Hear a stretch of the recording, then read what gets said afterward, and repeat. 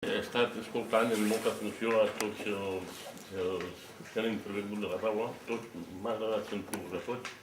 En uns estic d'acord amb quasi tot, en altres un poquet més o menys, però interessantíssim l'haver-vos sentit a tots i poder contestar les vostres opinions.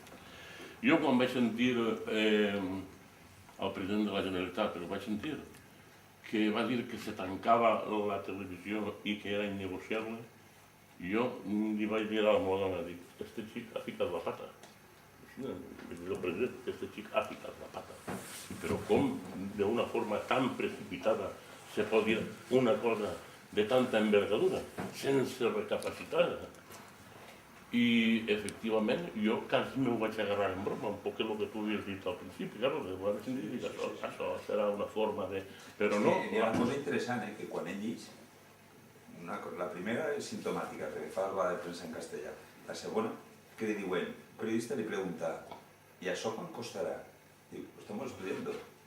Per favor, lo estamos estudiando. Vas a fer un Titanic y no sabes lo que costará fonarlo.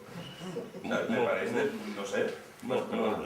Entonces, dit això, i després de sentir el que tu havies explicat i els companys de la proposta que se li va fer que se poguera mantenir la televisió en el cost que ells volien gastar, entonces encara ho entenc menys.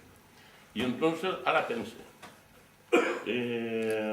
l'era que van presentar, que si no tinc entès mal, va presentar un gabinet de Garrigues Walker, més tots els assessors que tenen allí, jo pense, i dic en veu alta, pense que ho van fer malament a posta, perquè els el tombaren. I entonces tindre la justificació de dir, pues ara ho tanquem. Perquè no és possible que un gabinet tan prestigiós i tan ben documentat com ells, més tots els assessors jurídics que té la Generalitat, facin una cosa mal feta, d'aquesta envergadura. És que no és possible. Això està fet a posta, al meu punt de vista, per poder després avalar la decisió. Tu dius que no, jo dic que sí.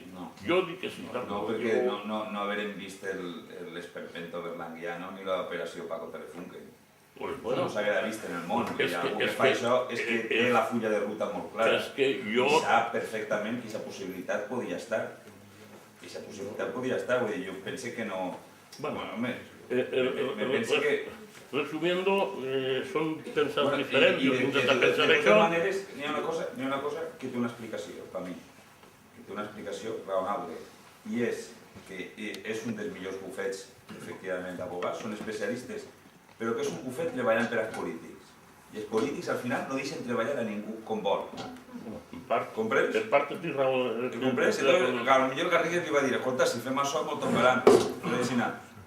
Jo no ho sé, però Vicent sabrà més.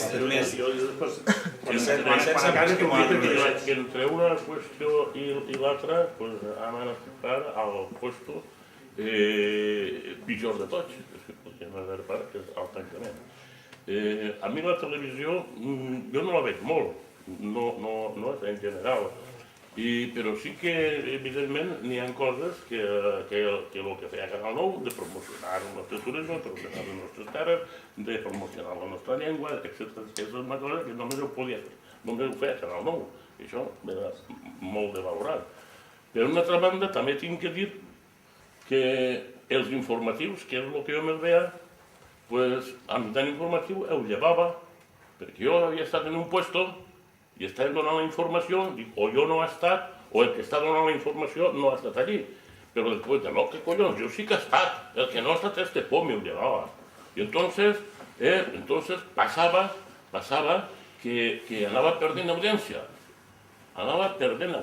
I si perd audiència, és una pèrdua de que no podem enganxar-nos després en aquests programes, que sí que són interessantíssims veure, perquè ja les lleva i te quedes on estàs, i per una altra banda, els recursos que pot generar la televisió, Canal 9, de publicitat i de més, m'imagino que també se pagaran per audiència. És una cadena. En qualsevol cas,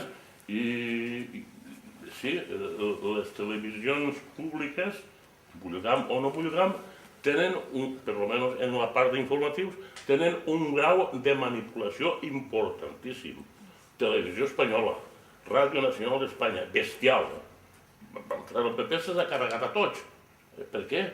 Si eren uns professionals com la Copa d'un Pino, expliquen el seu director, que marquen les línies, que tal. Ha faltat pluralitat, conforme està faltant pluralitat en la televisió espanyola i en la Ràdio Nacional d'Espanya. I això és el que ha fet que la televisió tinguera audiència. I després,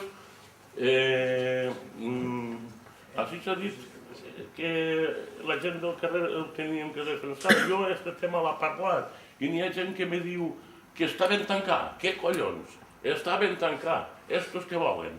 Pues, escolta, i quan ja li raones una sèrie d'arguments que ja no sap a on així, saps què t'he dit? Quasi tots fan igual, tots són igual d'allà. Home, així estem. Així estem. Perquè no hi ha argument. Així on anem? Pues no sé on anem. Perquè no hi ha argument. Aquest és el problema, que no hi ha argument. No sé si simplement per trencar el gel i fer una miqueta de... donar la meva breu opinió.